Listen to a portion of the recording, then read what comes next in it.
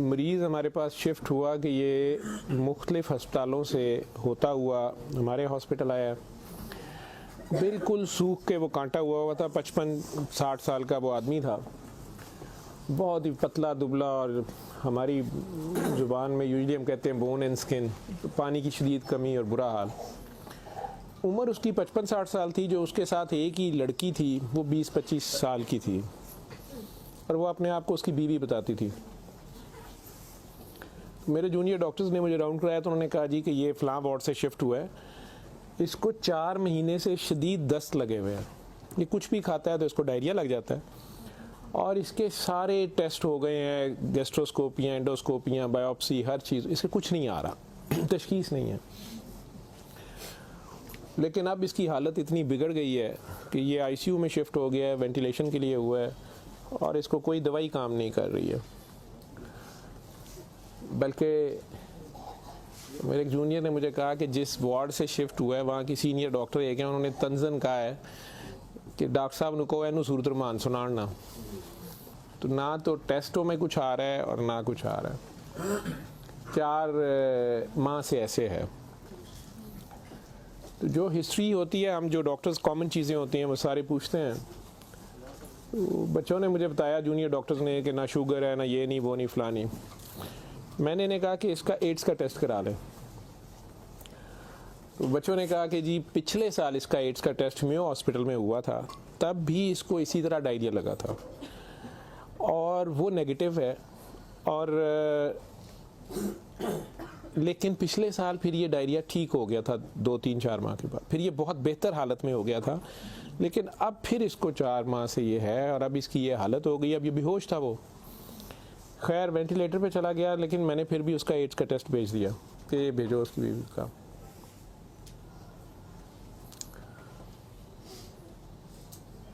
सूरह रहमान हमारे आईसीयू में वैसे ही लगती है, सुबह दोपहर शाम, कई बार मिस हो जाए, दिन में कम से कम एक बार ज़रूर लग जाती है। कोई ना कोई डॉक्टर नर्स ड्यूटी अपनी समझ के इसको लगा देते हैं।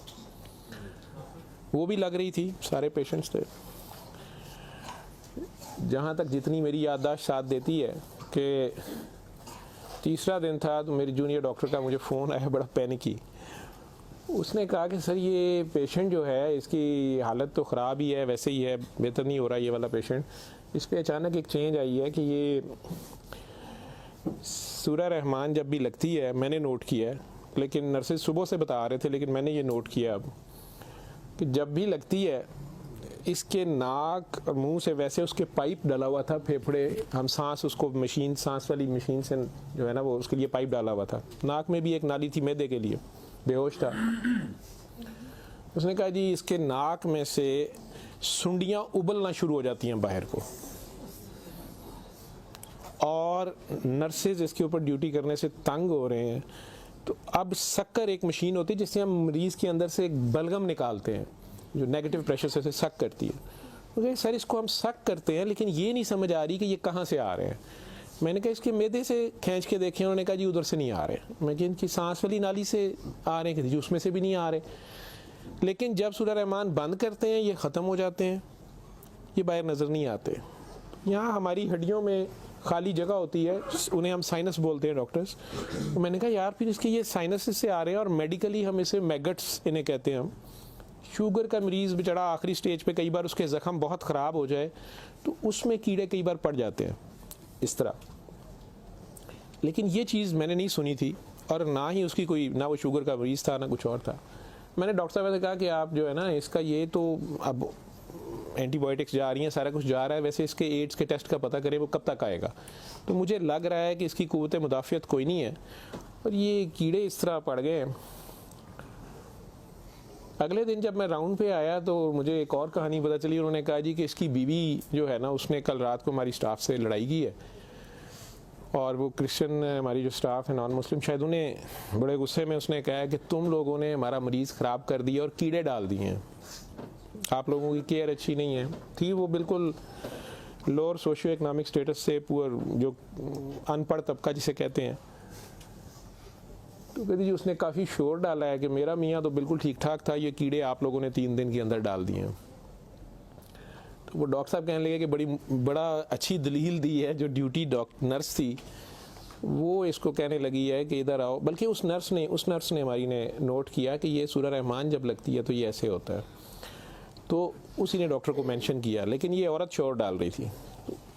उन्होंने उसको दूसरे 2 मरीज़ों के पास ले गए जो हमारे पास 5-6 महीने से बेहोश, एक के सर में चोट थी तो उसके दिमाग ख़त्म हुआ हुआ, एक को वैसे फालिज से दिमाग ख़त्म हुआ हुआ था, तो उन्हें घर भी नहीं ले जाया जा सकता था, तो 4-6 माह से वो हमारे पास आईसीयू में है। तो उन्होंने उन्हें कहा कि ये देखो, अगर कीड़े पड़ने होते तो ये 6 महीने से हमारे पास हैं, तो इनके तो ज़ख़म भी नहीं है, पीछे बेड सोर बन जाते हैं, कुछ भी है, तो आपके मरीज़ को ये हमने 3 दिन में करना था, तो इनकी कोई बीमारी ऐसी है और हमें एड्स वाला वो जो भी उन्होंने कहा कि जो टेस्ट हमने आपको दिए हैं ना कि करा के लाएं बाहर की लेबॉर्ट्री से या कहीं अंदर से, वो हमें ला के दो जाम से रिपोर्ट है। उसने कहा जी वो काफ़ी वैसे एग्रेसिव है, तो लेकिन उसके अलावा कोई और रिश्तेदार इसका है ही नहीं है, और वो कोई चीज़ ला भी नहीं रही, दवाइयाँ भी हमने खुद अपने फ़ंड से शुरू कर ली हैं, इसका करना क्या है। और मसला ये है कि ये जिस वक्त सूरह रहमान लगती है तो ये कीड़े इसके अब तो आंखों से भी कुछ निकले हैं, तो इसके नाक और मुंह से उबलना शुरू हो जाते हैं, लेकिन जब हम बंद करते हैं थोड़ी देर बाद वो मुंह में कहीं नज़र नहीं आते। तो हमारा ये ख्याल था कि सूरह रहमान बंद कर देते हैं। इसकी बीवी ने भी कहा कि ये तुम लोग फिर बंद करो, पता नहीं क्या तुम लोग लगाते हो। तो वो जो हमारी नॉन मुस्लिम सिस्टर थी, उन्होंने उसे कहा कि मेरी बात सुनो, मुझे नहीं पता इसे क्या बीमारी है, लेकिन वो इसे प्रेयर कहती थी। उन्होंने कहा जब ये प्रेयर लगती है ना, ये कीड़े इसको छोड़ के भागते हैं, ठीक है। तो मैं तो कहती हूँ इसको 24 घंटे यही सुनाई जाओ। जब मैंने ये बातें सुनी तो खैर मैंने कहा कि इसकी बीवी को कहो कि वो रिपोर्ट का या हमें रसीद दे दें, हम खुद अपने तौर पे पता कर लेते हैं। तो मेरे राउंड करने के बाद वो बंदी खुद ही आ गई मेरे पास। वो मुझे नहीं पता था कि वही सिस्टर ने उसकी बिठा के कहीं काउंसलिंग की थी। उसे उन्होंने कहा कि इसको हमें शक है कि एड्स ना हो, कि इसकी कुव्वत मुदाफ़ियत नहीं है, इस तरह कीड़े इसको पड़ गए हैं, कुछ हो गया, शायद कमज़ोरी से हो गया, बीमारी की कमी से हो गया। तो ये उसका हम पता करना चाह रहे हैं, अदरवाइज़ तो जो दवाइयाँ हैं वो वही रहनी है। कुछ तरह की उसने बात की, कहती कि वो डर गई है थोड़ी सी, और वो कहती मैंने बड़े डॉक्टर साहब से कोई बात करनी है। बहरहाल अब मुझे जितना याद है, मैं 1 साल बड़ी सोचा है इसके ऊपर कि मैं इसको बयान करूं या ना करूं लोगों के सामने। उस औरत ने बड़ी खौफनाक कहानी मुझे सुनाई। जब उसे ये डर पड़ा ना कि इसको एड्स ना हो और उसको ना एड्स लग गई हो, अब वो मुझे कहने लगी इधर कमरे में आके कि डॉक्टर साहब ये जो मेरा मियाँ है ना, ये असल में जादूगर है। मैंने कहा आपने तो पहले दिन लिखवाया कि ये रिक्शा चलाता था और रिक्शा ड्राइवर है। उसने कहा जी ये रिक्शा ड्राइवर तो है, लेकिन ये जादूगर है, काला जादू करता है, लेकिन करता कुरान से था। मुझे हंसी आ गई, मैंने कहा कुरान से काला जादू कैसे हो सकता है। बहरहाल टू कट इट शॉर्ट, उस औरत की हमारे वो डॉक्टर्स ने मुझे, चूँकि वो वीडियो मेरे पास वो सिर्फ पड़ी है जिसमें वो कीड़े प्लेट में, हमारी उसे हम डिश कहते हैं, उसमें वो निकाल के वो डाल रहे थे, तो मुझे उन्होंने भेजे कि इसका करना ये क्या है। पहली रात जब उन्होंने मुझे मैसेज किया रात को व्हाट्सएप पे, तो वो वीडियो मेरे पास पड़ी हुई है। औरत ने मुझे बताया जी कि मैं खुद किसी की बीवी थी, उसकी माँ मुझे बड़ा तंग करती थी और मैं चाहती थी कि ये मेरे अंडर आ जाए। मुझे किसी औरत ने, दूसरी ने बताया, हमसाई ने बताया कि ये खामन तुम्हारा गुलाम हो जाएगा, तुम इसके पास चली जाओ। बाकी तफसीलात में मैं नहीं जाता, जो कुछ उसने मुझे बताया, उसने कहा जी कि ये इसका जादू का तोड़ ही नहीं था और इसका काम लाजमी इसका होता था, ये जैसे भी करता था। तरीकाकार उसने क्या कहा जी, इसने कमरे में अंदर एक गाँव तकिया रखा होता था, उसके ऊपर इसने वो जिस तरह स्माइली होता है, जो मुझे समझ आई कि उसने कोई बुत सा बनाया हुआ था, उस कमरे में ये बिठाता था और वो लोगों को पहले तो कुरान शरीफ भी पता नहीं पढ़ने को कहता था, कुछ करता था, फिर उनकी बात सुनता था, सारा कर करा के जो मुझे उसका तरीका वारदात समझ आया या जो भी था। उसने कहा जी कि जो गरजमंद होता था ना, वो दीवाना, औरतें बड़ी दीवानी होती थी, ठीक है, या यंग लड़के लड़कियां कि मेरी वहाँ शादी हो जाए, वहाँ हो जाए, औलाद हो जाए, कई लड़के आते थे। तो जो उसने सबसे गंदी बात मुझे बताई, बड़ी फजूल जो उसकी हरकत थी या जो भी, वो इस्लाम तो हो ही नहीं सकता। उसने कहा जी ये उन औरतों को, और अपने बारे में उसने कहा कि मैंने भी ये गलती की, मेरे से भी ये गुनाह हुआ, लेकिन मुझे गुनाह स्वाब का इतना नहीं पता था। तो ये पहले वो तकिए को सजदा कराता था, खुद उसके पीछे खड़ा हो जाता था। फिर वो कहता था कि ये असल में तुम लोगों पे काला जादू हुआ है, इसको तोड़ने के लिए पता नहीं नूरी बड़ा ज़रूरी है, ठीक है। फिर वो हमें कहता था कि वज़ू करके आओ, ठीक है। वज़ू करके आते थे, वो पता नहीं कौन सी सूरत पड़ा, वो कई सूरतें मिक्स करता था। ये सब करते कराते 1-2 सेशनों के बाद कुछ नहीं लेता था। फिर जो ज़्यादा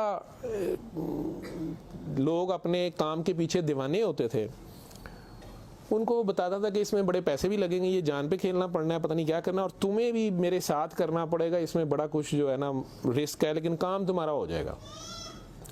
वो जो भी उसकी कहानियाँ थीं, जो उसको बाद में किसी और वजह से पता चली, जो मुझे वो बता रही थी कि जी ये औरतों के साथ भी और यंग लड़कों के साथ या मर्दों के साथ भी गलत काम करता था। फिर उन्हें अपना गंद खाने पे मजबूर करता था।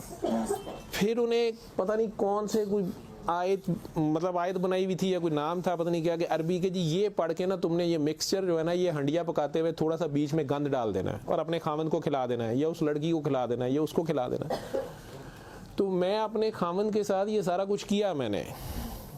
अब मुझे बताएं कि जब वो उस बंदे के साथ ही सो गई तो उसके खामन तो वो रहा ही नहीं है ना, तो ना वो मुसलमान रही है, ना वो ये हरकतें सारी। अब उसके बाद बकौल इन खातून के, इस लड़की के, कि जी वो खामन जो मेरा था उसमें तो तब्दीली नहीं आई, उसने मुझे फुल मारना शुरू कर दिया। और मुझे इसकी, मेरे तड़प इसकी तरफ भागती थी कि मैं इसके पास आऊँ। तो फिर मैंने इसके पास वैसे आना शुरू कर दिया कि मैंने तुम्हारे साथ शादी करनी है, मैंने उधर से तलाक लेनी है, मैंने ये करना है, वो करना है। तो मैं उन्हें बताए बगैर इसके पास आ गई। इसके साथ मैं 6 माह रही। इसने कहा कि फिर ऐसे ही रहना पड़ेगा, और इस सारे काम में मैं शामिल हुई। तो इसने वैसे मुझे कहा कि निकाह हो गया है हमारा, कुरान शरीफ पे इसने निकाह किया। उसने कहा हम दोनों की रजामंदी निकाह है, वो पीछे से तलाक लेके नहीं आई, ठीक है। उसके बाद इसको ये डायरिया लग गया। डायरिया लगने के बाद ये कहती है कि जी मेयो अस्पताल में जब हम थे 4 महीने हमें हो गए और बुरा हाल था इसका पिछले साल। तो ये एक दिन मुझे कहने लगा कि मैं कहता हूँ कि मैं अल्लाह से तौबा कर लूँ, अल्लाह मेरी जान बख्शी कर दे, तो मैं तौबा करूँ और मैं ना अब रिक्शा ही चला के उसमें जितनी रोटी रोज़ी होगी तू मेरे साथ गुजारा कर लेगी, और तू भी वापस चली जा अपने खामन के पास, ठीक है। और उधर से जाके तलाक ले ना ले, और ये निकाह नहीं है, और जो भी उसने कहा कि जी हमने तौबा कर ली बकौल उसके, जो उसकी समझ थी। ये कहती है जी मैं वापस गई, मेरे खामन ने फिर मुझे मारा। उसने कहा मैं तुम्हें तलाक दे चुका हूँ, तुम मेरी तरफ से फारिग हो, तुम कहाँ से आई हो, ये आई हो, इतनी देर बाद आई हो, जो भी आई हो। खैर मैं फिर वापस इसके पास आई। तो ये कहती है कि जी वो मैं कोई 48 घंटे बाद, शायद 2 दिन बाद वापस आई है। देखो मैं अस्पताल थी, डॉक्टर बड़े हैरान सन, ये पेट से ठीक हो गया सी, यदि टट्टियाँ रुक गई सन। उन्होंने क्या दवाई फलानी माफक आ गई है, फलानी माफक आ गई है। तो ये अपने पैरों पे खड़ा हो गया। अगले कोई 10-12 दिनों में उन्होंने छुट्टी दे दी।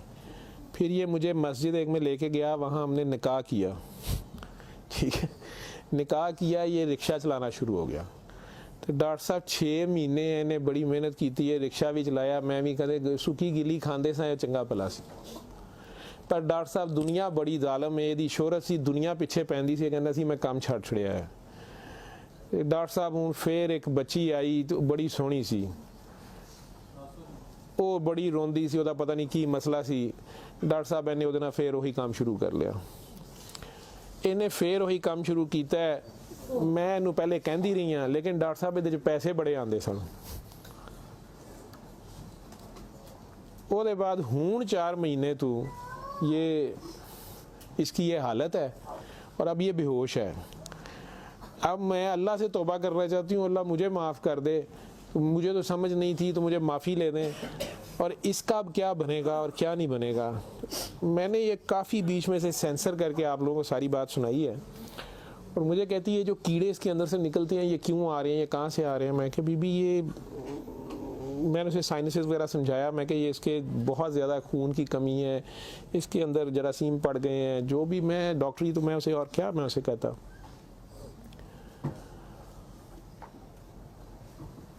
और उस वक़्त सारी बात सुना के तो उसने वो रिपोर्ट अंदर से निकाली और मुझे कहती है जी ये रिपोर्ट में तो इसको HIV की रिपोर्ट थी, कि जी वो उत्थे रिपोर्ट वाले मैनू कहा है कि डॉक्टर साहब फौरन जाके दिओ ते तुसी लैबोरेटरी में कहीं पूछती रही तो उन्होंने कहा जी तुसी उत्थों जाके पूछो तो मैं दसिया मेरे खावन दी मैनू दसो, उन्हें कहा तुसी अपनी भी कराओ। तो डॉक्टर साहब ये रात दी मेरे कोल है तो मैं मैनू तो नहीं बीमारी होएगी, मैं सूरत रहमान सुन ला। मैंने कहा जी आप भी सुने, 7 दिन सुने, मैं आपको क्या कह सकता हूँ। एक दिन वो और जिंदा रहा बंदा, मर गया, आखिर तक उसके कीड़े वो आते रहे उसी तरह। जब भी वो सूरह रहमान लगती थी वो ऐसे होता था जैसे उबलते थे बाहर को, नाक से उसके, मतलब वो 1-2 नहीं होते थे कि जिन्हें आप पकड़ के साइड पे कर दें। मैंने बताया ना कि वो शक्कर मशीन रख के तो उससे वो शक्कर में हम शक करते थे उसको सारा, वो मशीन में जाते थे, लंबी सुनियाँ उसकी नाक से मुँह से। और आखिर में वो औरत भी उसकी डेड बॉडी लेने में भी तैयार नहीं थी। नहीं जी ये मैं नू कितने दबांगी, ये वो। मैं नहीं अब इसको ये तो आप नहीं लेके जाना, हम हॉस्पिटल से हम क्या कर सकते हैं। अल्लाह जाने कि ये साल पुरानी बात हमारे हॉस्पिटल में रह के गया है पेश। अव्वल तो मुसलमान ना जादू कर सकता है, अगर वो जादू वाला इल्म कहीं से सीख भी लेता है या अपने तरीके से वो समझता है वो जादू कर रहा है तो वो मुसलमान नहीं रहता। एक चीज़, कुरान को ही लोग मिसयूज़ करते हैं, नापाक हालत में गलत तरीके से बड़ा कुछ करते हैं और कई बार हम नासमझी में भी अपना खसारा बढ़ाते हैं, हमें समझ नहीं होती और हम कुछ चीज़ें करते हैं। कुरान खुद कह रहा है कि इससे मोमिन के लिए शिफा और रहमत है और जालिम इसी में से अपने लिए खसारा बढ़ाते हैं। अपनी जान पे जुल्म करना भी जुल्म ही होता है। तो अव्वल तो मुसलमान जादू ना कर सकता है ना किसी दूसरे पे करवाता है, अगर दूसरे पे भी करवाता वो मुसलमान नहीं रहता। जब आप जादू के चक्कर में पड़ेंगे ये खुद शिरक है, आप अल्लाह बनने की कोशिश कर रहे हैं ना, आप अपनी मर्ज़ी के रिज़ल्ट्स लेने की कोशिश कर रहे हैं, ठीक है, माफुकुल फितरत तरीके से। और फिर उससे ज़्यादा बड़ी बदबख्ती कि अल्लाह के कलाम को मिसयूज़ करके वो सारा करके, तो वो मुसलमान नहीं रहता। मैंने उस दिन भी बताया था, वो बच्ची अमेरिका से जो फ़ोन कर रही थी आप लोगों के सामने ही, यहाँ मैंने उसे कलमा शहादत पढ़ाया था, तो उसे दोबारा कलमा पढ़वाया था क्योंकि उसको पता नहीं था। यहाँ वो आई तो वो उससे यही काम किसी और ने करवाया। वो मुसलमान रह ही नहीं गई हुई थी और खामन से लड़ाई उसकी चल रही थी, उनका आपस में फसाद हो जाता था, ठीक ठाक प्रॉब्लम में थे। फिर उससे दोबारा से बावजू हो के आप कलमा पढ़ें। ज़िंदगी में अगर ऐसी कभी गलती कर दी है तो अल्लाह से माफ़ी मांगे, अल्लाह नबी से, और दोबारा से कलमा पढ़ के मुसलमान हो। दूसरा, अगर आप में से किसी को वहम है कि आप लोगों पे जादू है तो किसी बाबे के पास जाने की ज़रूरत नहीं है। ये तो फटाफट आप लोग कहते हैं कि जादू बरहक है और जी जादू नबी करीम सल्लल्लाहु अलैहि वसल्लम पे भी हो गया था। नबी करीम सल्लल्लाहु अलैहि वसल्लम ने उसको कैसे तोड़ा था, उन्होंने क्या तरीका बताया? एक बार सूरह फलक, एक बार सूरह नास, या आप 3 बार सूरह फलक 3 बार सूरह नास पढ़ लें, जादू ख़त्म हो गया। औज़ बिल्लाहि मिनश शैतानिर रजीम पढ़ते ही ख़त्म हो गया। वैसे तो मुसलमानों पे तो होता ही नहीं है। मैंने सूरह मोमिनून की 89 आयत बार बार रेफरेंस दिया है, मैं किसी बहस में नहीं मजहबी में पढ़ना चाहता। अल्लाह बड़े वाज़ेह तरीके से उसमें बता रहे हैं कि इनसे पूछो, सूरह मोमिनून में 84 से 89 तक, इनसे पूछो कि आसमान और ज़मीन का मालिक कौन है, ये सारा कुछ किसने बनाया, ये फ़ौरन कहेंगे अल्लाह ने। इनसे पूछो तुम्हारी ज़िंदगी और मौत का हर चीज़ कौन फनी, कहेंगे अल्लाह में। फिर इनसे पूछो फिर तुम कहाँ से जादू कर दिए जाते हो, जब हर चीज़ का मालिक वो है तो फिर ये जादू तुम लोगों पे कहाँ से हो जाता है? ये हमारी अपनी सोच में होता है। 99% लोग तो साइकी के मरीज़ बने होते हैं और ये असल में आपस की नफ़रत होती है हमारी आपस की नफ़रत, हसद, कीने, बुग़्ज़, लालच, हवस, ये जो हमारी सोच की लहरें हैं ये ज़रूर एक दूसरे को डिस्टर्ब करती हैं। ये नज़र लग जाती है, माँ की नज़र अपने बच्चे को लग जाती है, प्यार से ही देख ले, उसको ज़्यादा एनर्जी चले गई, बीच में माशाल्लाह नहीं कहा, फोकस अल्लाह से हटा, बच्चे पे गया आपका। तो अल्लाह के रेफरेंस से उस बच्चे को देखें कि माशाल्लाह मेरा बेटा कितना प्यारा, तो फिर नज़र नहीं लगती है। ये बातें आपको समझाई गई हैं कि फोकस आपका अल्लाह रहे। नाउज़ बिल्ला, नाउज़ बिल्ला, नाउज़ बिल्ला, कई बच्चे मेरे साथ ज़्यादा प्यार से जब ज़्यादा चलते हैं, आप अल्लाह हैं, नाउज़ बिल्ला मैं अल्लाह कैसे हो सकता हूँ? फिर उन्हें मैं कहता हूँ कि बेटा ये कुफ्रिया कलमा है, किसी बात से कोई बंदा मुद्दतों से फंसा होता है, उसमें से निकलता है, कई बहुत बड़ी बात कर देते हैं। होश के लोग नहीं होते हैं, जब तक होश में नहीं होते हैं तो उस वक्त तक तो उन पर हद नहीं लगती, लेकिन जब होश आ गई है उसके बाद ये बात कुफ्र में आती है। और अल्लाह ये बर्दाश्त नहीं करता। आप नासमझी में भी कर रहे हो, बच्चा नासमझी में भी उल्टी सीधी हरकतें कर रहा हो तो माँ तो कान पकड़ लेती है, उसने भी उसे सिखाना तो होता है, उसे साबित तो कराएगा, पहचान तो करा के छोड़ेगा अल्लाह कौन है, अल्लाह कहाँ है। ठीक है, आयतुल कुर्सी का मतलब है कुर्सी की निशानी, कुर्सी का इशारा। ठीक, जब आप खौफ की हालत में हैं तो वो पढ़ लें, या आपको लगता है कि हमें कोई मसला ना हो तो पढ़ लें। तो उसका मतलब ये नहीं है कि वो आयतुल कुर्सी के लफ्ज़ या आयतुल कुर्सी के वो आपकी हिफाजत करते हैं। उसका मतलब क्या है, अरब्स को तो पता चलता था पढ़ते हुए कि वो क्या कह रहे हैं, तो वो सारी अल्लाह की हम्द और अल्लाह की शानें बयान हो रही हैं। तो कुर्सी की बात तो हो रही है कि कुर्सी ज़मीनों आसमान पे हर तरफ वो है, तो असल में तो कुर्सी वाले की बात हो रही है। तो जो कुछ करना है कुर्सी वाले ने करना है। तो अगर कुर्सी वाले से आपका ध्यान हट गया, ठीक है, तो आप कुर्सी की पूजा शुरू हो गए, तब भी फंस गए आप।